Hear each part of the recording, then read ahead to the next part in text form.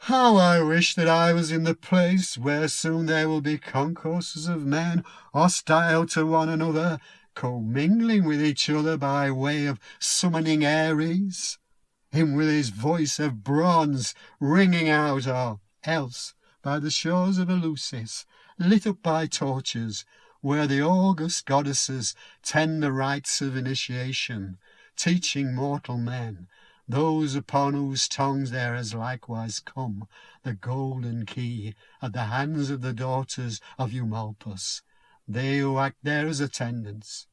It will be here, I believe, that Theseus, the stirrer-up of the battle, will be encountering the two sisters unwed. There will soon be a getting mixed up with one another by the outcry of conflict, and it is within this country's territory that it will happen. Or else there will be drawing near the region on the westward of the snow-clad rock of Oea, men fleeing away on the backs of horses or on swift chariots, outbidding one another. Creon shall be routed. Terrifying is the Ares leading these men in the neighbour's land. Terrifying is the strength of these men following Theseus. Every bridle flashes. There's a racing forward, with bridle reins slackened, of all the mounted, those who honour Athena, who delights in horses, who honour likewise the ruler of the sea, him who shakes the earth, Rhea's son, whom she holds dear. There's one thing regarding which my judgment woos me to have hope, that I shall soon be face to face with the two girls who have suffered terrible things. This very day Zeus will accomplish it. What I am foretelling are struggles issuing in a noble victory. How I wish that I were a dove, swift as the storm, rushing on with all speed, that I could reach the clouds, high up in the air, my eyes feasting upon seeing these combats. Rider over all the gods, Zeus who sees everything, grant it to those holding sway over this land, that they may be endowed with victorious might, that they may be fortunate in their chase. And may this be granted likewise by that daughter of Zeus, the revered Pallas Athena. And there is another thing I long for, that Apollo, the hunter, with his sister, the pursuer of swift-footed stags, dappled all over, may appear, giving a twofold succour to this land and its citizens. Wayfaring stranger, there is one thing you will not say to the one who is on the lookout on your behalf, that he is a man foretelling falsehoods. For already do I see that these girls are coming back, drawing nearer and nearer to this place. Where? What is it that you are saying? What do your words mean? Oh, Father! How I wish that there was some god or other granting you the power of seeing that best of men who has sent us back to you. Oh, child, are you two here? What has saved us are the hands of Theseus and his attendants, kindest of men. Come closer to the Father, my child, the two of you, and grant it to me that I should touch your body, the thing I thought would never again happen. What you require shall be obtained by you, the bestowal of the favour having for its company the longing for it. How is it, then? Where are you two? Here we are, approaching together. You saplings loved most dearly. Every father loves his children. Staffs that serve for the man's support. Ill-fated man, and we ill-fated who are his. I am holding what is dearer to me than all else, and even though I were to die, I could not be all wretched, you having stood beside me.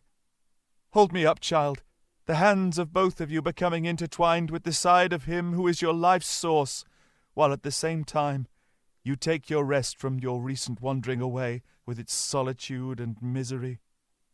As for myself, tell me what has happened in as few words as possible, for with women of your age a short account will do.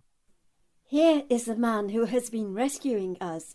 It is he to whom you must listen, Father, and the task I have to do for you shall soon be at an end.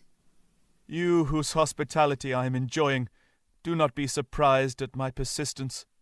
It is my children that have made their appearance against all expectation, which is the source of prolonging my discourse with them. On the other hand, I know full well that joy has come to me through no one but yourself. You have rescued them, and no other among mortals. And may it be as I myself do wish, that the gods may bless you and your land. For the fact is, that it was only with you among the rest of mankind that I encountered a spirit of godliness, of considerateness, and an absence of deceit. And, knowing this, it is with these words that I am making my response.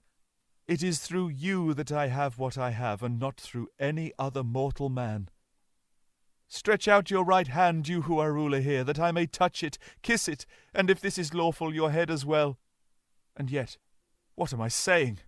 How can I, a creature born to wretchedness, have the audacity to touch a man in whom there is no blemish, whose soul is free from contact with anything evil? No, that is not the way in which I shall be treating you. I shall not permit it then. To share such misery cannot be allowed to any among mortals except to those who have had it in their own lives.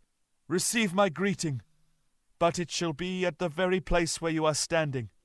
And as for the rest, take care of me as you have done to this day, out of the uprightness of your own mind.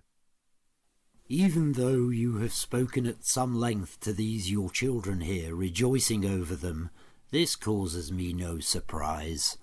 Nor would it have been the case had there been much more. And the same holds good of your addressing your word to them first of all, and only then turning to my concerns. Indeed, no burden whatever is imposed upon me by this. For if I make the honest effort to give lustre to my life, the instruments of that are deeds done, rather than words spoken. Here is the proof that this is the case, as regards the things I promised you upon my oath, old man. I have not played you false in anything. Here I am, having brought back these girls, being alive, and not touched by anything they had been threatened with. And as for the question how victory in the struggle was secured, what need is there for me to indulge myself in idle boasts? All this you will learn from these two when you are in their company. On the other hand, a certain piece of news having come to my notice but a short while ago as I was proceeding here, I would be glad of your opinion in the matter, seeing that it is something which, while quickly told, yet is apt to cause surprise. And in any case it is man's duty that there should be nothing he simply ignores. What is it, son of Aegeus? Enlighten me, since I myself am ignorant of what it is you are inquiring into. The story is that a certain man, not a resident of your city, but a kinsman of yours, had somehow prostrated himself and had taken up his seat at the altar of Poseidon, the altar at which I happened to offer sacrifice at the time when I had to go off. Where does he hail from, and what is the nature of the thing he is making entreaty of, there from his seat of supplication? I am ignorant of everything except this. I am being told that he is desirous of having a brief word with you, and that on a matter of no great pretension. How can that be? It is not matters of but trivial import with which this seat of supplication is concerned. They tell me what he desires is to come here, converse with you, and then, having suffered no harm, return from his journey to this place. Who in the wide world can be this man who, with this in mind, has come to occupy the seat of supplication? Reflect whether there is a kinsman of yours resident at Argos, who might make the request to you that you should grant him such a favour. Desist, dearest of men, not a step further. What is it that troubles you? That is a question you must not ask me. What is it that you have in mind? Please tell me. I know full well now, having heard your words, who is the suppliant.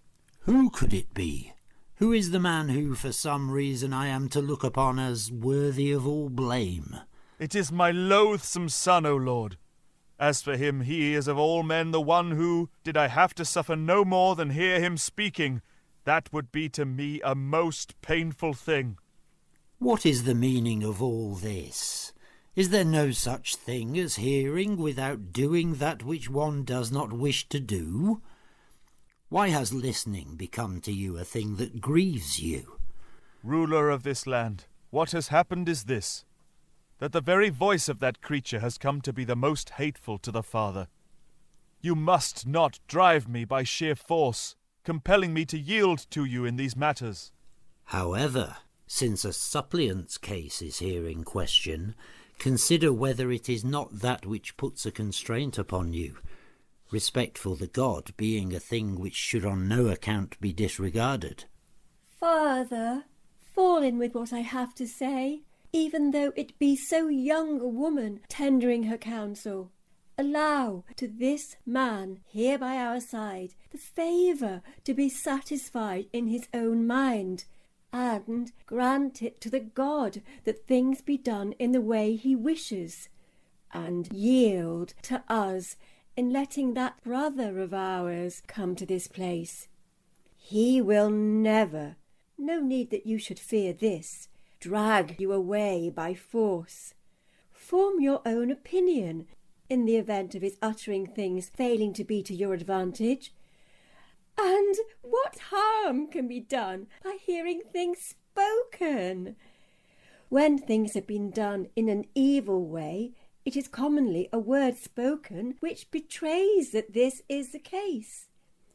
You are his father, so that even had he done you the greatest of evils, acting in the most impious manner, it would be contrary to what is right, Father, that you should requite him by doing him harm. There are other men who have had children acting wrongly, and there is such a thing as violent rage. Yet such men, being set right by their friends' reprimand, have, by way of these things acting as spells, been charmed out of their nature. Look to the past, not the present, and consider what sufferings you have had inflicted upon you, on father as well as on mother's side.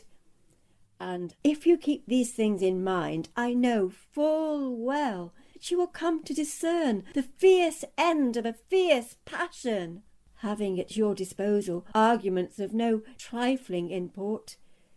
The fact that you have had your eyes taken away so that they shall never see again.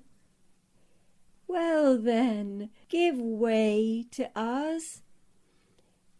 It is a bad thing indeed that those making entreaty in defence of a righteous cause should have to persist in asking.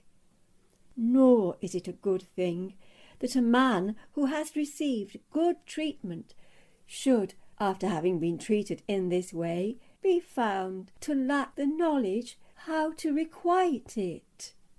My child, you have conquered me by what you have said, my bestowing a pleasure upon you which weighs heavily upon myself. Still, be it as you please. And there is one more thing, kind host of mine. If that man comes here, see to it that there never comes the time when anyone shall gain mastery over my life. That is the sort of thing, old man, I wish to hear once and not twice. I have no mind to boast. Still, I would have you realize that your life is secure so long as there is any God that preserves mine.